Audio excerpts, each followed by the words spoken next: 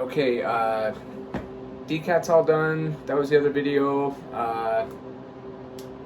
Also decided that I really like the simplified clock dials, the Arton works, and so even though they came in a separate box, actually came in while I was in the middle of that decat a few days ago, and so they've been sitting here. I had some free time today to knock that out. For those of you that are familiar or thinking about it, it's Arton works. There's a video, a great one by Missing Flyer that he did on this one. I noticed a couple of differences. I said that mine was a 22. The kit looked to be about the same, although if you notice on some of those, there's about 10 little plugs that you put in, and I don't know if that's a little different with the Euro bikes or the US bikes, but mine came with 4. 2 of them were extras, and there's only a couple. It was like oil pressure, I think, and the low oil light or something, but you're just putting them in the 10 and 2 position on the speedometer. It's actually already done. I had a couple of errands to run today. A buddy of mine has a vintage watch shop. I had a couple things to do over there with him today, and so I figured, well, heck, if I'm doing clock dials, just in case, he might have all the delicate tools. Really don't need any of them. Came out great. There's a finished product. I really like them. I'm with some of the guys like Nissenden and Rocket Man. These are just a little less, I think the word I heard was fussy, and I really like that. The other ones, they're cool looking, but they're a little blingy for a retro bike. Easy removal, didn't take much. Couple tips. Drop the headlight. Without question, 2 extra bolts. All you need's a 12. I've already got the Rizoma on mine. I'll cut to that real quick. I've got the Rizoma windscreen.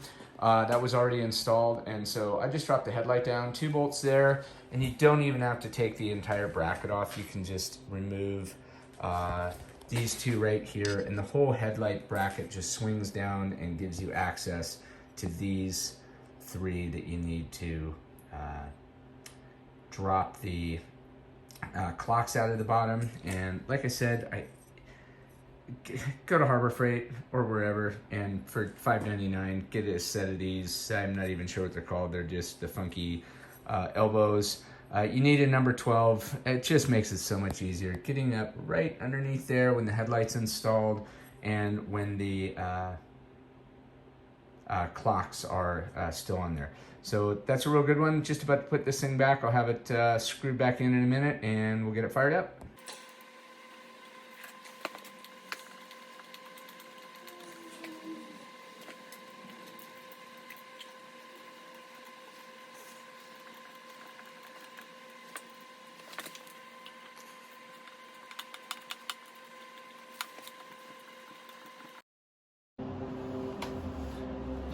Okay, not bad. Cluster back in, covers back on, got the Rizoma fairing back in, headlight reinstalled. A couple little things to note. The instructions will actually give you the torque settings for both the mount of the instrument cluster back into the bracket that holds it, as well as some torque settings for the cup, kind of the waterproof, weatherproof cup that covers the back once you put those on there. The settings are really low, so if you don't have a small handheld torque wrench, which I don't, fortunately I've got a small enough one that it worked out okay, but they're giving it to you in Newton meters, and they're pretty small, about 3 and 4.5 respectively, and my little torque wrench goes down to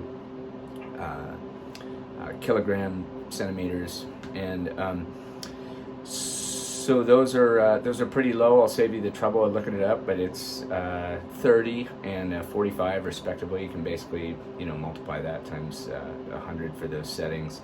I would highly recommend torquing those. One, you're going through some bushings to mount it back onto the bracket, and then the cup, you're going through the weatherproof cup into the instrument cluster itself. Once you've had it apart, you'll see that the entire assembly is plastic in there.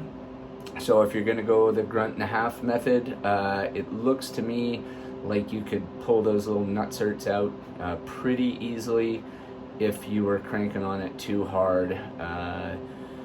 3 Newton meters is not a heck of a lot. So do yourself a favor, set your torque wrench up to tighten those things down, and then you don't have to worry about yanking something out and busting it. Also, the Rizoma, for those of you that might put the Rizoma fairing on there, the little short fairing, taking it apart, actually, I noticed that I had put a couple of bushings in backwards. Not backwards, but on the wrong side of the spacer bracket. God bless the Italians. They brought us pizza and lasagna and Ducati, which I dearly love my Ducati. But they also brought us the Fiat that I drove in high school and Italian submarines and a few other things. Apparently they take their pictures with a potato camera, and so the instructions are shall we say, less than clear. So you kind of have to figure it out on your own a little bit. It's not terrible, but I noticed today, I was probably a little tired when I put it in, that there's a couple of spacers, and rather than have the bracket at a slight angle, if you put the bracket or the spacer in the right place, works out great. So that's all back together. Let's go fire it up and see how it looks with the new Arton works.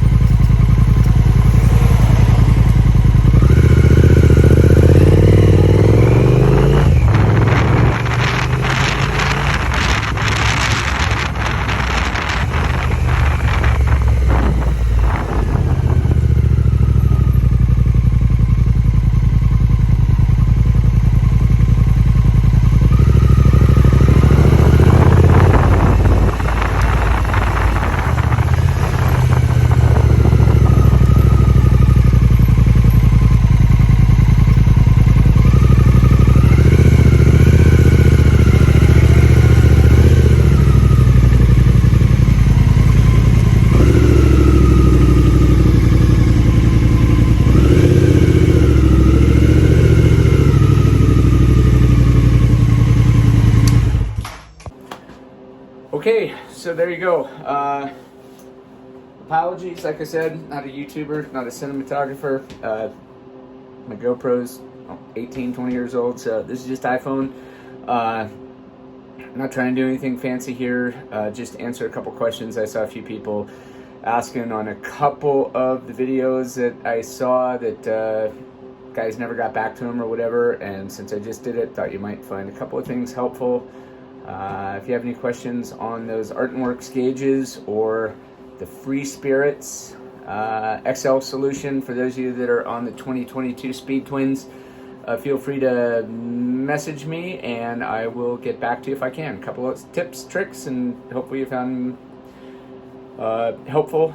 And so now it's time to head inside for a little Mario Kart with my daughters. Thanks. Good night.